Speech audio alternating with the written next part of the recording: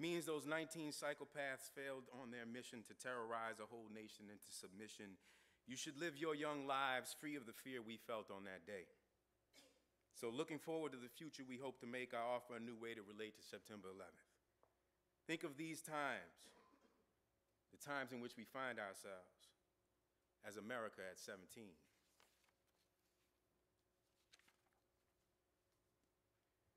Now bear with me as I reflect on a bit of history. What we know as America started around 1619, when the indigenous people of this continent, Africans and Europeans, were brought together in an unprecedented collision. A big bang that spawned this most diverse nation in the history of human civilization. Next year will make 400 years since then, and that's a decent length of time. But in the scope of the ancients, the Chinese, Egyptians, Greek, and Indians, some of which have 6,500 years of history, our little 400 years is about 1/17 of what some civilizations have seen. That would make us an adolescent in the scope of human societies.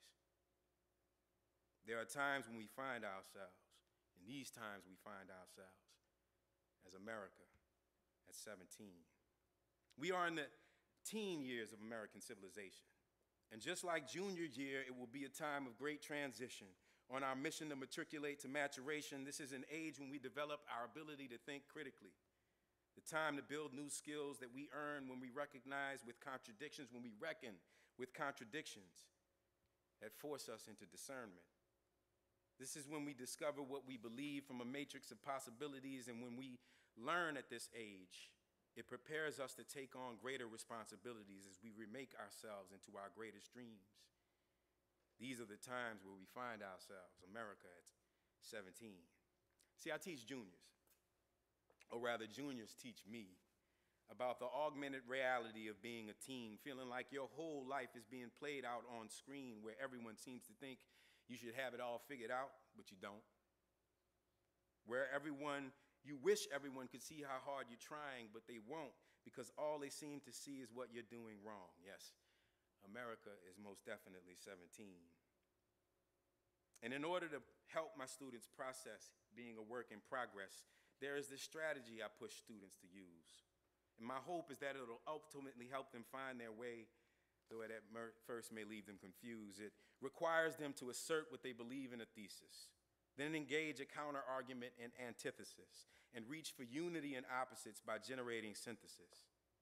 This prepares them to walk the balance of a triple beam between past beliefs, present understanding, and future dreams, and though it is more simple than it may seem, it is also not easy to open your heart and mind to consider an antithesis of what you believe. For instance, take this thesis. Freedom isn't free. It costs the blood of the soldier, the sacrifice of the citizenry, the labor of the worker, the life of the revolutionary. No, freedom could never be free. Too many good people have died under the flag in the name of the American dream. Too many have broken chains to open minds to change. Too many have risked their own safety so that we could feel security. No, freedom is most definitely not free.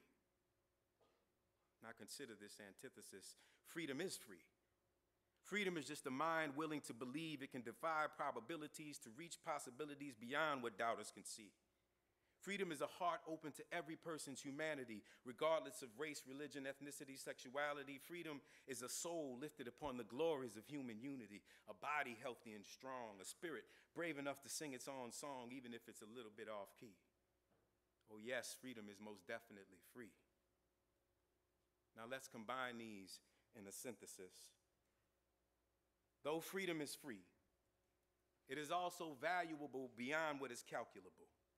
And because it is so precious, it must be protected from all enemies of freedom, foreign or domestic. On September 11th, we watched pride tumble from the sky in the form of towers representing engineering mastery, political power, economic prowess, cultural majesty. We watched these towers devoured by flames, attacked by hijacked planes. The scene left a stain on our collective mind frames. And the biggest city of the biggest dreams, these were the biggest things of all. And in the sun, their steel gleamed, and from the top of them, the world seemed so small. It's hard to communicate the blow it struck when we watched them fall. And since then, nothing has seemed the same. And In some ways, America was reborn on that day that everything changed 17 years ago. And that would mean America is a fresh 17. Just beginning to seek the unity and opposites, the truth between binaries, a new perspective that respects its past but pushes to new ways of seeing. To see that while freedom may indeed be free, it will only be as free as we are willing to make it.